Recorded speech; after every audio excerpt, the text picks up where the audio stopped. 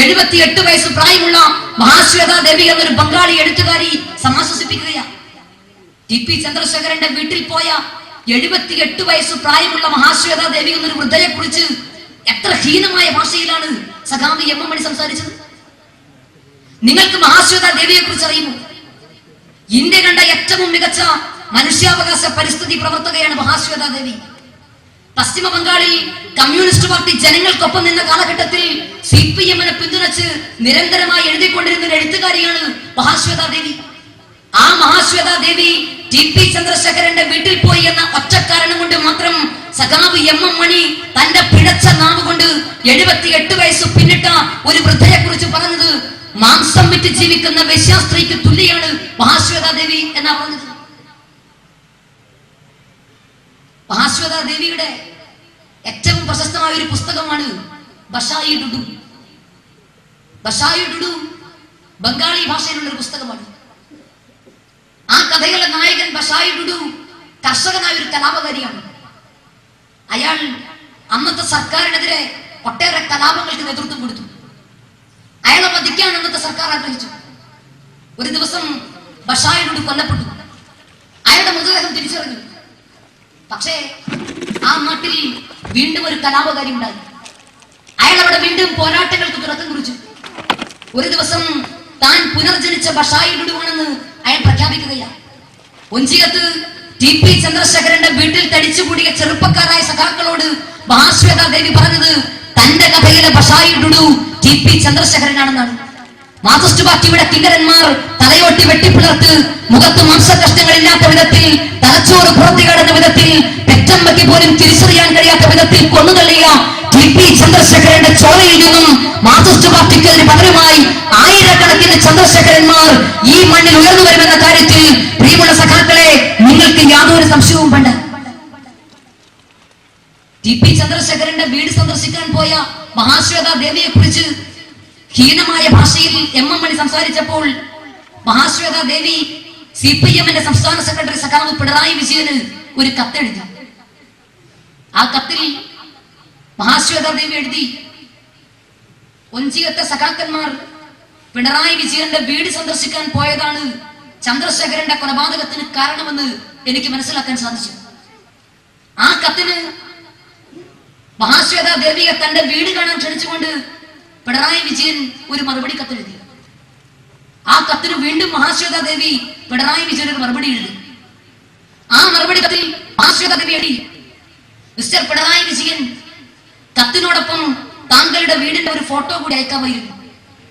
താങ്കളുടെ വീടിനെ കുറിച്ച് 2004 ഏപ്രിൽ മാസം 15-ാം തീയതി പ്രസിദ്ധീകരിച്ച ആദ്യ പത്രത്തിന്റെ പകർപ്പ് എന്റെ കയ്യിൽ. അതെഴുതിയ യുവപ്രവർത്തകർ നേരിടേണ്ടി വന്ന ഭീഷണിയെ കുറിച്ചും എനിക്ക് വ്യക്തമാക്കില്ല. തീർച്ചയായും നിങ്ങളുടെ വീട് സന്ദർശിക്കാൻ ഞാൻ തയ്യാറാണ്. അതിനു മുൻപ് എഴുത്തുകാരും മാധ്യമപ്രവർത്തകരും സാംസ്കാരിക പ്രവർത്തകരും എന്ന ഒരു സംഘത്തെ നിങ്ങളുടെ വീട് സന്ദർശിക്കാൻ അനുവദിക്കുക എന്ന് മഹാശ്വേത ദേവി പിണറായി വിജയന് കത്തെഴുതിയിട്ട് പിണറായി വിജയൻ തന്റെ വീടിന്റെ ഒരു ഫോട്ടോ എടുത്ത് മഹാശ്വേത ദേവിക്ക് അയച്ചു കൊടുത്തില്ല. കേരളത്തിലെ ഏതെങ്കിലും ഒരു മാധ്യമപ്രവർത്തകനെയോ എഴുത്തുകാരനെയോ സാംസ്കാരിക പ്രവർത്തകനെയോ സാമൂഹ്യ പ്രവർത്തകനെയോ പിണറായി വിജയൻ തന്റെ വീട് കാണാൻ വേണ്ടി ക്ഷണിച്ചിട്ടില്ല. ഇതൊന്നും വേണ്ട. പിണറായി വിജയന് തന്റെ വീടിന്റെ ഒരു പടമെടുത്ത് നെറിവുകേട് നേരത്തെ പറയാൻ സഖാക്കൾ ഇറക്കുന്ന മഞ്ഞപ്പത്രം കമ്മ്യൂണിസ്റ്റ് പാർട്ടി ഓഫ് ഇന്ത്യ മാർക്സിസ്റ്റിന്റെ മുഖപത്രമായ ദേശാഭിമാനിയിൽ ഒന്ന് പ്രസിദ്ധീകരിക്കാമായിരുന്നില്ലേ? മഹാശ്വേത ദേവി പിണറായി വിജയൻ എഴുതിയ കത്ത് അവസാനിപ്പിക്കുന്നത് ഒരു വരി കവിതയോടെയാണ്. ഒറ്റ വെട്ടിന് തീരുമായിരുന്നല്ലോ ചന്ദ്രശേഖരൻ, പിന്നെന്തിനായിരുന്നു ഇത്രയേറെ എന്ന് ചോദിച്ചുകൊണ്ടാണ് ആ വന്ധ്യവയോധിക തന്റെ കത്ത് അവസാനിപ്പിക്കുന്നത്. കേരളത്തിന്റെ ബഹുമാന്യനായ മുഖ്യമന്ത്രി ശ്രീ ഉമ്മൻചാണ്ടിയുടെ വാക്കുകൾ കടമെടുത്തുകൊണ്ട് ഞാൻ പറയട്ടെ, CPM-നെ നശിപ്പിക്കാൻ ഒരിക്കലും കോൺഗ്രസുകാർക്ക് കഴിയില്ല. നിങ്ങൾക്കതിൽ യാതൊരു സംശയവും വേണ്ട. CPM-നെ നശിപ്പിക്കണമെങ്കിൽ അത് സഖാക്കൾ തന്നെ വിചാരിക്കണം. 34 കൊല്ലക്കാലം ബംഗാൾ ഭരിച്ച മാർക്സിസ്റ്റ് പാർട്ടിയെ ബുദ്ധദേവ് ഭട്ടാചാര്യയും നിരുപം സെന്നും അസിംദാസ് ഗുപ്തയും സൂര്യകാന്ത മിശ്രയും എല്ലാം ചേർന്ന് പശ്ചിമ ബംഗാളിന്റെ ചരിത്രത്തിന്റെ ഭാഗമാക്കി മാറ്റിയതുപോലെ പിണറായി വിജയനും കൊടിയേരി ബാലകൃഷ്ണനും MP ജയരാജനും EP ജയരാജനും അടക്കമുള്ള കണ്ണൂർ ലോബി കേരളത്തിലെ കമ്മ്യൂണിസ്റ്റ് പാർട്ടി ഓഫ് ഇന്ത്യ മാർക്സിസ്റ്റിന്റെ ശവപ്പെട്ടിക്ക് മേൽ അവസാനത്തെ ആണിയടിക്കുമെന്ന കാര്യത്തിൽ പ്രിയമുള്ള സഖാക്കളെ നിങ്ങൾക്ക് യാതൊരു സംശയവും വേണ്ട. ഒരു കാലത്ത് തെരഞ്ഞെടുപ്പ് കാലഘട്ടങ്ങളിൽ മാർക്സിസ്റ്റ് പാർട്ടിയുടെ സഖാക്കന്മാർ ആവേശത്തോടെ ആത്മാഭിമാനത്തോടെ മുദ്രാവാക്യം വിളിച്ചത് അരിവാൾ ചുറ്റിക നക്ഷത്രം ആദർശോജ്വല ചിഹ്നമിത എന്ന. ഇന്നങ്ങനെ പറയുവാൻ ഏതെങ്കിലും മാർക്സിസ്റ്റ് പാർട്ടിയുടെ സഖാക്കന്മാർക്ക് കഴിയുമോ? കഴിയില്ല എന്ന് മാത്രമല്ല, പാർട്ടി പ്രവർത്തനം അവസാനിപ്പിച്ച് ഏതെങ്കിലും ഒരു മൂലയിൽ ഒതുങ്ങിക്കൂടിയ സഖാക്കന്മാർ വളരെ രഹസ്യമായിട്ടെങ്കിലും പറയുന്നത് കൊടിവാൾ, കുറുവടി, കൈബോംബ് അതാണ് ഞങ്ങളുടെ അടയാളമെന്ന് ഇന്ന് മാർക്സിസ്റ്റ് പാർട്ടിയുടെ സഖാക്കന്മാർ പറഞ്ഞുകൊണ്ടിരിക്കുന്നത്. സഖാവ് ടി.പി. ചന്ദ്രശേഖരന്റെ വീട് സന്ദർശിക്കാൻ വേണ്ടി കൊഞ്ചിയത്ത് പോയ വി.എസ്. അച്യുതാനന്ദനെ കുറിച്ച് യാതൊന്നും തന്നെ പറയാൻ ഞാൻ ആഗ്രഹിക്കുന്നില്ല. പക്ഷേ കേരളത്തിൽ പിണറായി വിജയൻ നേതൃത്വം കൊടുക്കുന്ന മാർക്സിസ്റ്റ് പാർട്ടി നടത്തിക്കൊണ്ടിരിക്കുന്ന കൊലപാതക രാഷ്ട്രീയത്തെ വി.എസ്. അച്യുതാനന്ദൻ ശക്തമായി എതിർക്കുന്നുവെങ്കിൽ, പിണറായി വിജയന്റെ നേതൃത്വത്തിൽ മാർക്സിസ്റ്റ് പാർട്ടി നടത്തിക്കൊണ്ടിരിക്കുന്ന കൊലപാതകത്തിന്റെ രാഷ്ട്രീയത്തിനെതിരെ അച്യുതാനന്ദൻ സ്വീകരിക്കുന്ന നിലപാടിൽ ആത്മാർത്ഥതയുടെ ഒരു കണികയെങ്കിലും ഉണ്ടെങ്കിൽ, CPM-ന്റെ ഗുണ്ടകൾ താലിബാൻ മോഡലിൽ 4 മണിക്കൂർ പരസ്യ വിചാരണ നടത്തി 100ഓളം ആളുകൾക്ക് മുന്നിലിട്ട് കൊന്നുതള്ളിയ കണ്ണൂർ ജില്ലയിലെ തളിപ്പറമ്പിൽ അരിയിൽ ഷുക്കൂറിന്റെ വീട്ടിലും സന്ദർശനം നടത്താൻ 21 വയസ്സ് മാത്രം പ്രായമുണ്ടായിരുന്ന യുവാവായ മകനെ നഷ്ടപ്പെട്ട ഷുക്കൂറിന്റെ മാതാപിതാക്കളെ സമാശ്വസിപ്പിക്കാൻ സഖാവ് വി.എസ്. അച്യുതാനന്ദൻ തയ്യാറാകണം. ഈ പറയുന്ന വി.എസ്. അച്യുതാനന്ദൻ സമാധാനത്തിന്റെ വെള്ളരിപ്രാവല്ല എന്നുള്ള യാഥാർത്ഥ്യം എന്റെ ശബ്ദം ശ്രമിക്കുന്ന പ്രിയമുള്ള സുഹൃത്തുക്കളെ തിരിച്ചറിയണം. സഖാവ് ടി.പി. ചന്ദ്രശേഖരനെ ക്രൂരമായി കൊന്നുതള്ളിയതിന് ഉത്തരവാദിത്വം ഇന്നത്തെ പാർട്ടിയുടെ സെക്രട്ടറി പിണറായി വിജയനാണ് എന്ന് വി.എസ്. അച്യുതാനന്ദൻ പറഞ്ഞുകൊണ്ടിരിക്കുമ്പോ, M.M. മണി നടത്തിയ വിവാദ പ്രസംഗത്തിലെ 4 രാഷ്ട്രീയ കൊലപാതകങ്ങൾ ഇടുക്കി ജില്ലയിൽ നടക്കുമ്പോൾ കേരളത്തിൽ CPM-ന്റെ സംസ്ഥാന സെക്രട്ടറി സഖാവ് വി.എസ്. അച്യുതാനന്ദനാണ്. കണ്ണൂർ ജില്ലയിൽ മൊകേരി യു.പി. സ്കൂൾ അധ്യാപകനായിരുന്ന ജയകൃഷ്ണൻ മാഷിനെ ക്ലാസ് മുറിയിൽ കയറി 10ഉം 11ഉം വയസ്സും മാത്രം പ്രായം വരുന്ന 36ഓളം പിഞ്ചു മക്കൾക്ക് മുന്നിലിട്ട് CPM-ന്റെ ഗുണ്ടകൾ തലങ്ങും വിലങ്ങും വെട്ടിക്കൊലപ്പെടുത്തിയപ്പോ അതിനെതിരെ പ്രതികരിക്കാൻ ഈ പറയുന്ന വി.എസ്. അച്യുതാനന്ദൻ തയ്യാറായിട്ടില്ല. ജയകൃഷ്ണൻ മാഷിന്റെ ഘാതകന്മാരെ മൊകേരി സഖാക്കന്മാർ എന്ന് നാമകരണം ചെയ്ത് CPM-ന്റെ സഖാക്കന്മാർ രക്തഹാരം ചാർത്തി സ്വീകരിച്ചപ്പോൾ അതിനെതിരെ പ്രതിഷേധിക്കാൻ വി.എസ്. അച്യുതാനന്ദൻ തയ്യാറായിട്ടില്ല. ടി.പി. ചന്ദ്രശേഖരന്റെ കൊലപാതകത്തോട് സ്വീകരിക്കുന്ന വിമർശനാത്മകമായ നിഷേധാത്മകമായ നിലപാട് തലശ്ശേരി ഫസലിന്റെയും അരിയിൽ ഷുക്കൂറിന്റെയും കൊലപാതകത്തോട് സഖാവ് വി.എസ്. അച്യുതാനന്ദൻ സ്വീകരിച്ചിട്ടില്ല. ചുരുക്കി പറഞ്ഞാൽ, കേരളത്തിലെ പത്രങ്ങളിൽ, കേരളത്തിലെ ചാനലുകളിൽ, കേരളത്തിലെ മുഖ്യധാരാ മാധ്യമങ്ങളിൽ എപ്പോഴും നിറഞ്ഞു നിൽക്കാനുള്ള ഏറ്റവും നല്ല മാർഗം എന്ന നിലയിൽ സഖാവ് ടി.പി. ചന്ദ്രശേഖരന്റെ കൊലപാതകത്തെ സഖാവ് വി.എസ്. അച്യുതാനന്ദൻ എന്ന കേരള രാഷ്ട്രീയത്തിലെ ഏറ്റവും വലിയ അവസരവാദി ഇവിടെ സമർത്ഥമായി ഉപയോഗിച്ചുകൊണ്ടിരിക്കുകയാണ്. അച്യുതാനന്ദനെ പാർട്ടിയിൽ നിന്നും പുറത്താക്കാൻ വേണ്ടി കേരള സംസ്ഥാന കമ്മിറ്റിയിലെ ഔദ്യോഗിക വിഭാഗം കേന്ദ്ര കമ്മിറ്റിയിൽ ഒരു വലിയ കുറ്റപത്രം തന്നെ തയ്യാറാക്കി അവതരിപ്പിച്ചിട്ടും അവർക്കറിയാവുന്ന എല്ലാ പണികളും പയച്ചു നോക്കിയിട്ടും അച്യുതാനന്ദനെ പരസ്യമായി ശാസിക്കുക എന്ന പതിവ് കലാപരിപാടി മാത്രമാണ് കഴിഞ്ഞ കുറെ കാലഘട്ടങ്ങളായി കേന്ദ്ര കമ്മിറ്റിയിൽ നടന്നുകൊണ്ടിരിക്കുന്നത്. പാർട്ടിയുടെ വിലക്കിനെ മറികടന്നുകൊണ്ട് ടി.പി. ചന്ദ്രശേഖരന്റെ മൃതദേഹം കാണാൻ പോയ നേതാവ്, പാർട്ടിയുടെ സംസ്ഥാന സെക്രട്ടറിയെ കമ്മ്യൂണിസ്റ്റ് പാർട്ടിയെ പിളർപ്പിലേക്ക് നയിച്ച S.A. ഡാംഗയോട് ഭൂമിച്ച നേതാവ്, വീണ്ടും പാർട്ടിയുടെ വിലക്കിനെ മറികടന്നുകൊണ്ട് ടി.പി. ചന്ദ്രശേഖരന്റെ വഞ്ചികത്തെ വീട്ടിൽ പോയി ചന്ദ്രശേഖരന്റെ വിധവയെയും ചന്ദ്രശേഖരന്റെ ഭാര്യ പിതാവിനെയും ആശ്വസിപ്പിച്ച നേതാവ്, അങ്ങനെ ചന്ദ്രശേഖരന്റെ കൊലപാതകവുമായി ബന്ധപ്പെട്ട് നിരന്തരമായി പാർട്ടിയുടെ അച്ചടക്കം ലംഘിച്ചുകൊണ്ട് പ്രവർത്തിക്കുകയും പാർട്ടിയെ പ്രതികൂട്ടിലാക്കാൻ ശ്രമിക്കുകയും ചെയ്ത സഖാവ് വി.എസ്. അച്യുതാനന്ദനെതിരെ ശക്തമായ ഒരു നടപടിയെടുക്കാൻ കേരളത്തിലെ CPM-ന്റെ പോളിറ്റ് ബ്യൂറോയ്ക്ക് ഭയമാണ്. CPM-ന്റെ പോളിറ്റ് ബ്യൂറോ ശക്തമായ ഒരു തീരുമാനം പോലും എടുക്കാൻ കഴിയാത്ത തരത്തിൽ ഈ നാട്ടിൽ അശക്തമായി കഴിഞ്ഞിരിക്കുന്നു. കേരളത്തിലെ മാർക്സിസ്റ്റ് പാർട്ടിയിലാണെങ്കിൽ ഗ്രൂപ്പിസം മൂത്ത് തെക്ക് വടക്ക് യുദ്ധമായി. തെക്കനായ അച്യുതാനന്ദനെ ഒതുക്കാൻ വടക്കനായ പിണറായി, കൊടിയേരി, ജയരാജ, ഗോവിന്ദന്മാരുമെല്ലാം കയ്യും നെയ്യും മറന്ന് പോർക്കളത്തിലിറങ്ങിയിരിക്കുന്ന കാഴ്ച നമ്മൾ കാണാൻ തുടങ്ങിയിട്ട് കുറെ വർഷങ്ങളായി. അച്യുതാനന്ദനെതിരെയുള്ള ഈ അംഗം കുറിച്ചത് സഖാവ് നമ്പൂതിരിപ്പാടിന്റെ എല്ലാവിധ അനുഗ്രഹത്തോടും ആശീർവാദത്തോടും കൂടി കൃഷ്ണൻ നായനാരാണ്. അന്ന് അച്യുതാനന്ദനെ കമ്മ്യൂണിസത്തിന്റെ ഈറ്റില്ലം എന്ന് വിശേഷിപ്പിക്കാവുന്ന മാരാരികുളത്ത് സാമാന്യം നല്ല ഭൂരിപക്ഷത്തിന് തോൽപ്പിച്ചെടുക്കാൻ വടക്കൻ ഗ്രൂപ്പിന് കഴിഞ്ഞു. അടുത്ത തെരഞ്ഞെടുപ്പിൽ ഹനുമാൻ ലങ്ക ചാടിയതുപോലെ അച്യുതാനന്ദൻ മാരാരിക്കുളത്ത് നിന്നും മലമ്പുഴയിലേക്ക് ചാടി. അന്ന് അച്യുതാനന്ദന് ചാട്ടം പിടിച്ചില്ല, പക്ഷേ പാർട്ടിക്ക് ചാട്ടം പിടിച്ചു. അടുത്ത തെരഞ്ഞെടുപ്പിൽ മലമ്പുഴയിൽ നിന്നും അച്യുതാനന്ദനെ കെട്ടിക്കാൻ വടക്കൻ ഗ്രൂപ്പ് പഠിച്ച പണി 18 പയറ്റ് നോക്കി. പക്ഷേ ആ യുദ്ധത്തിൽ വടക്കൻ ഗ്രൂപ്പിനെ മലർത്തിയടിച്ച് അച്യുതാനന്ദൻ വിജയശ്രീ ലാളിതനായി മുഖ്യമന്ത്രി പദം ഏറ്റെടുത്തു. അന്നു മുതൽ വീണ്ടും മാർക്സിസ്റ്റ് പാർട്ടിയിൽ പ്രശ്നങ്ങൾ സജീവമാകാൻ തുടങ്ങി. വീണ്ടും 2011 നിയമസഭാ തെരഞ്ഞെടുപ്പ് കടന്നു വന്നപ്പോൾ ഒരിക്കൽ കൂടി അച്യുതാനന്ദനെ മലമ്പുഴയിൽ നിന്നും തുരത്താൻ പിണറായി ഗ്രൂപ്പ് പഠിച്ച പണി 18 പയറ്റ് നോക്കിയെങ്കിലും 18 അടവും മുട്ടടവും പയച്ചെങ്കിലും അവിടെയും പിണറായി പക്ഷത്തെ തറപറ്റിച്ച് അച്യുതാനന്ദൻ വിജയശ്രീ ലാളിതനായി. പിണറായി വിജയൻ പ്രതിയായ ലാവ്ലിൻ കേസ് കേരളത്തിൽ ഏറ്റവും വലിയ ചർച്ചാ വിഷയമായി മാറിയപ്പോൾ അച്യുതാനന്ദൻ പാർട്ടി തീരുമാനത്തിന് വിരുദ്ധമായ നിലപാട് സ്വീകരിച്ചു. ലാവ്ലിൻ കേസിൽ പിണറായി വിജയൻ കള്ളനല്ല എന്ന് പറയാൻ വേണ്ടി മാത്രം കാസർഗോഡ് ജില്ലയിലെ ഉപ്പളയിൽ നിന്നും ആരംഭിച്ച് തിരുവനന്തപുരം ജില്ലയിലെ ശംഖുമുഖം കടപ്പുറത്ത് സമാപിച്ച നവമോചന മാർച്ചിന്റെ സമാപന സമ്മേളനം തിരുവനന്തപുരം ജില്ലയിലെ ശംഖുമുഖം കടപ്പുറത്ത് നടന്നുകൊണ്ടിരിക്കുമ്പോ അച്യുതാനന്ദനും പിണറായി വിജയനും കൂടി കടലിലെ വെള്ളം ബക്കറ്റിൽ കോരിയെടുത്ത വെള്ളത്തിൽ തിരയുണ്ടാക്കിയതുമെല്ലാം നമുക്കെല്ലാവർക്കും വ്യക്തമായിട്ട് ഓർമ്മയുണ്ട്. 2009 പാർലമെന്റ് തെരഞ്ഞെടുപ്പിൽ അബ്ദുൽ നാസർ മാദനിയുടെ PDPയുമായി മാർക്സിസ്റ്റ് പാർട്ടി സഖ്യമുണ്ടാക്കാൻ തീരുമാനിച്ചപ്പോൾ അച്യുതാനന്ദൻ അതിനെതിരെ നിലപാട് സ്വീകരിച്ചു. മൂന്നാറിലെ കയ്യേറ്റം പഠിപ്പിക്കുന്ന വിഷയത്തിലും അച്യുതാനന്ദനും പാർട്ടിയും 2 തട്ടിൽ തന്നെയായിരുന്നു.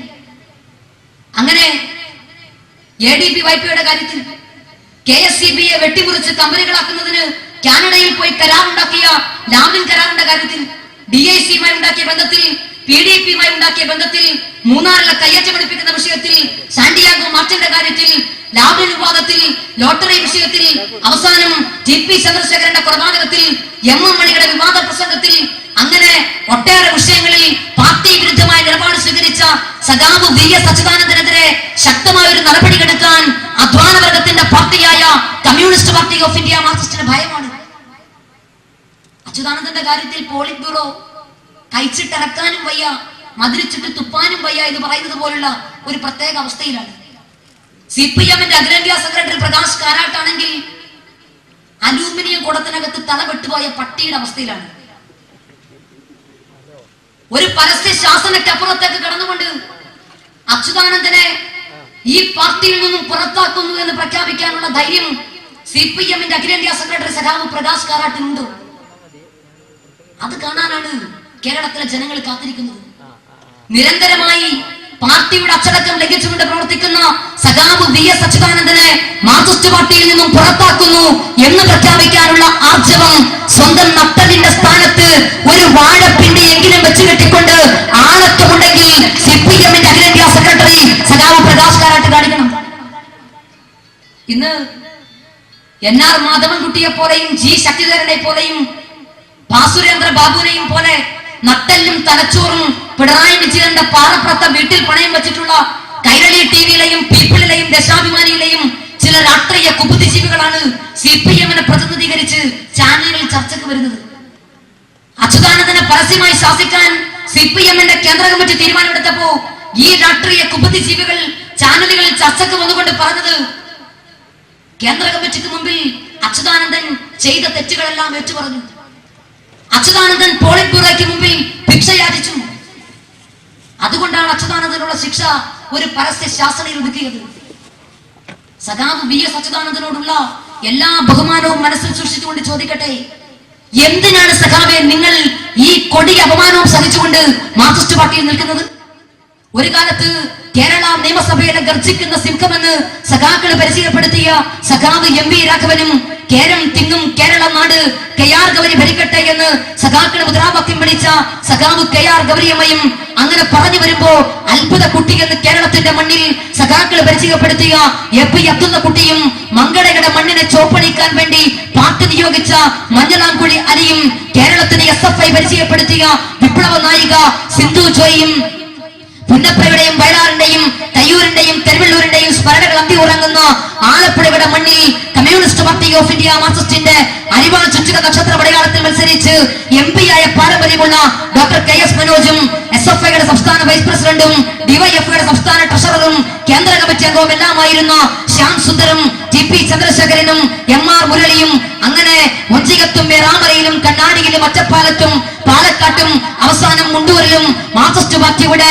ആയിരക്കണക്കിന് പതിനായിരക്കണക്കിന് സഖാക്കന്മാർ ആ പാർട്ടിയിൽ നിന്നും രാജിവെച്ച് പുറത്തേക്ക് വന്നതുപോലെ സഖാവ് വി.എസ്. അച്യുതാനന്ദ നിങ്ങൾക്കും ഈ നരാധവന്മാരുടെയും എംബോട്ടികളുടെയും പാർട്ടിയിൽ നിന്നും ആണത്തത്തോടെ രാജിവെച്ച് പുറത്തേക്ക് വന്നുകൂടെ?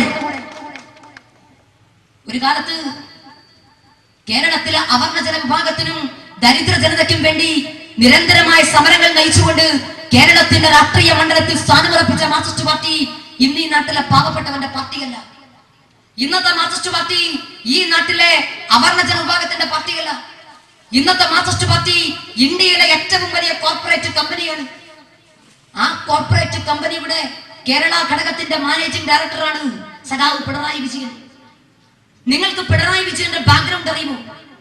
കേരളത്തിൽ കമ്മ്യൂണിസ്റ്റ് പാർട്ടി രൂപം കൊണ്ട കണ്ണൂർ ജില്ലയിലെ പാറപ്പുറം ഗ്രാമത്തിനടുത്തുള്ള പിണറായിയിൽ കർഷകനും ചെറുതൊഴിലാളിയുമായ കോരന്റെയും കല്യാണിയുടെയും 14 മക്കളിൽ ഒരാളായി ഒരു ദരിദ്ര കുടുംബത്തിൽ കൊടിയ ദാരിദ്ര്യത്തിൽ ജനിച്ചു വളർന്ന പിണറായി വിജയന്റെ മകൻ വിവേക് പഠിച്ച ബ്രിട്ടനിലെ ബർമിംഗ്ഹാം യൂണിവേഴ്സിറ്റിയിലെ വാർഷിക ഫീസ് 24 ലക്ഷം രൂപയാണ്. പാവപ്പെട്ടവന്റെ പാർട്ടിയുടെ സംസ്ഥാന സെക്രട്ടറിയുടെ വീട് ഇറ്റാലിയൻ മാർബിൾ വിരിച്ചതാണ്. നഷ്ടപ്പെടുവാനില്ലെന്നും ഈ കൈവിലങ്ങുകളല്ലാതെ നേടാനുള്ളതോ പുതിയൊരു ലോകം എന്ന് മുദ്രാവാക്യം വിളിച്ച പ്രസ്ഥാനമേ, ഇന്നങ്ങനെ പറയുവാൻ നിനക്ക് കഴിയുമോ? കഴിയില്ല. ഇന്ന് നിങ്ങൾക്ക് പലതും നഷ്ടപ്പെടാനുണ്ട്. പണ്ട് വിളിച്ച ഒരു മുദ്രാവാക്യവും ഇന്ന് വിളിക്കാൻ മാർക്സിസ്റ്റ് പാർട്ടിയുടെ സഖാക്കന്മാരെ കൊണ്ട് കഴിയുന്നില്ല. കട്ടൻ ചായയും പരിപ്പുവടയും കഴിച്ച് മുറിവീടി വലിച്ച് കീറിയ ദേശാഭിമാനി പത്രം വിരിച്ച് ഓല കൊണ്ട് കെട്ടിമേഞ്ഞ പാർട്ടി ഓഫീസിന്റെ തിണ്ണയിൽ കിടന്നുറങ്ങിയിരുന്ന പാവപ്പെട്ട സഖാക്കന്മാരുടെ കാലം കഴിഞ്ഞു. ഇന്ന് കാൽ ഡസനോളം വരുന്ന ചാനലുകളും പത്രങ്ങളും വാരികകളും അമ്യൂസ്മെന്റ് പാർക്കുകളും ആശുപത്രികളും കോടികൾ വിലമതിക്കുന്ന ബഹുനില കെട്ടിടങ്ങളുമെല്ലാം സ്വന്തമായി അവകാശപ്പെടാനുള്ള ഇന്ത്യ മഹാരാജ്യത്തെ ഏറ്റവും വലിയ കോർപ്പറേറ്റ് കമ്പനിയാണ്. ഇന്ത്യ മഹാരാജ്യത്തെ ഏറ്റവും വലിയ പ്രൈവറ്റ് വ്യവസായ ശൃംഖലയാണ് communist party of India Marxist. കുടിക്കാൻ വെള്ളമില്ലാത്തവരുടെ നാട്ടിൽ സഖാക്കൾക്ക് കുളിക്കാനും കുത്തിമറിയാനുമായി പാർട്ടി ചെലവിൽ അമ്യൂസ്മെന്റ് പാർക്ക് നടത്തുകയാണ്. ഇന്നത്തെ കമ്മ്യൂണിസ്റ്റ് പാർട്ടി ഓഫ് ഇന്ത്യ മാർക്സിസ്റ്റിനെ കുറിച്ച് ഈശ്വര വാര്യര് പോലും പറഞ്ഞതെന്താ? ഈശ്വര വാര്യരെ പ്രിയമുള്ളവരെ, നിങ്ങൾക്ക് ഓർമ്മയുണ്ടോ? സ്വന്തം മകന്റെ രക്തസാക്ഷിത്വം പോലും പാർട്ടിക്ക് എങ്ങനെ പ്രയോജനപ്പെടുത്താമെന്ന് ചിന്തിക്കുകയും അതിനുവേണ്ടി പ്രയത്നിക്കുകയും ചെയ്ത ഈശ്വര വാര്യരെ മാർക്സിസ്റ്റ് പാർട്ടിയും സഖാക്കളും മറന്നാലും കേരളത്തിലെ സാധാരണക്കാരായ ജനങ്ങൾ ഒരിക്കലും മറക്കില്ല. ഈശ്വര വാര്യർ എന്താ പറഞ്ഞത് മാർക്സിസ്റ്റ് പാർട്ടിയെ കുറിച്ച്? ഈശ്വര വാര്യർ പറഞ്ഞു, EMS-ഉം AKG-യും ആയിരക്കണക്കിന് രക്തസാക്ഷികളും ചേർന്ന് പടുത്തുയർത്തിയ മഹത്തായ ഒരു പ്രസ്ഥാനം ഇന്ന് കള്ളന്മാരും അഴിമതിക്കാരുമായ ഒരു കൂട്ടം നുണയന്മാരുടെ കൈകളിലാണ് എന്നത് ജനാധിപത്യ കേരളത്തിന്റെ ഹൃദയം തകർക്കുന്നുവെന്ന് ഈശ്വര വാര്യർക്ക് വരെ പറയേണ്ടി വന്നുവെങ്കിൽ എവിടെയാണ് കേരളത്തിൽ മാർക്സിസ്റ്റ് പാർട്ടി എത്തിച്ചേർന്നിരിക്കുന്നത്? കൃഷ്ണയ്യർ എന്താ പറഞ്ഞത് മാർക്സിസ്റ്റ് പാർട്ടിയെ കുറിച്ച്? കൃഷ്ണയ്യർ പറഞ്ഞു, ആഡംബര കാറുകൾ സഞ്ചരിച്ച് പഞ്ചനക്ഷത്ര ഹോട്ടലുകൾ കത്തിയുറങ്ങുന്ന ഇന്നത്തെ മാർക്സിസ്റ്റ് പാർട്ടിയുടെ നേതാക്കന്മാരെ സഖാക്കൾ എന്ന് വിളിക്കുന്നത് കമ്മ്യൂണിസത്തിന് തന്നെ നാണക്കേടാണെന്നാണ് കൃഷ്ണയ്യർ പറഞ്ഞത്. ഇന്നത്തെ മാർക്സിസ്റ്റ് പാർട്ടിയുടെ സഖാക്കന്മാർക്ക് സഖാവ് പി. കൃഷ്ണപിള്ളയെ അറിയുന്നു. റാന്തലിന്റെ അരണ്ട വെളിച്ചത്തിൽ എഴുതിക്കൊണ്ടിരിക്കുമ്പോൾ പാമ്പിൻ കടിയേറ്റ് കൊടിയ പാമ്പിൻ വിഷം പെരുവിരലിൽ നിന്നും അരിച്ചു മുകളിലേക്ക് കയറുമ്പോഴും വിറയാർന്ന കൈകളാൽ വിറയ്ക്കാതെ സഖാക്കളെ മുന്നോട്ട് എന്നെഴുതിയ സഖാവ് പി. കൃഷ്ണപിള്ളയെ ഇന്നത്തെ മാർക്സിസ്റ്റ് പാർട്ടിയുടെ സഖാക്കൾക്ക് അറിയില്ല. ഈ നാട്ടിലെ ഡിവൈഎഫ്ഐയുടെ കുട്ടി സഖാക്കന്മാർക്ക് മണ്ടോണി കണ്ണനെ അറിയുമോ?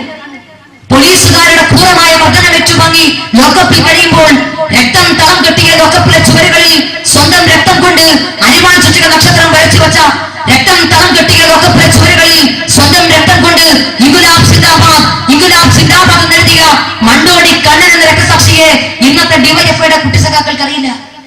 ഈ നാട്ടിലെ SFIയുടെയും ഡിവൈഎഫ്ഐയുടെയും കുട്ടി സഖാക്കന്മാർക്ക് സഖാവ് വിജയൻ മാഷിനെ അറിയുന്നു. വർഷങ്ങൾ പിന്നിടുമ്പോൾ ഇവിടെ പാർട്ടി ഉണ്ടാകും, പാർട്ടിക്ക് നേതാക്കന്മാരുണ്ടാകും. പക്ഷേ ഈ പാർട്ടിയുടെ ചെങ്കൊടി പിടിക്കാൻ നേതാക്കന്മാർക്ക് പിന്നിൽ ജനങ്ങളുണ്ടാകില്ല എന്ന് മുന്നറിയിപ്പ് നൽകിയ വിജയൻ മാഷിനെ ഇന്നത്തെ മാർക്സിസ്റ്റ് പാർട്ടിയുടെ കുട്ടി സഖാക്കന്മാർക്ക് അറിയില്ല. CPM-ന്റെ തിരുവനന്തപുരത്തെ സംസ്ഥാന സമ്മേളന വേദിയിൽ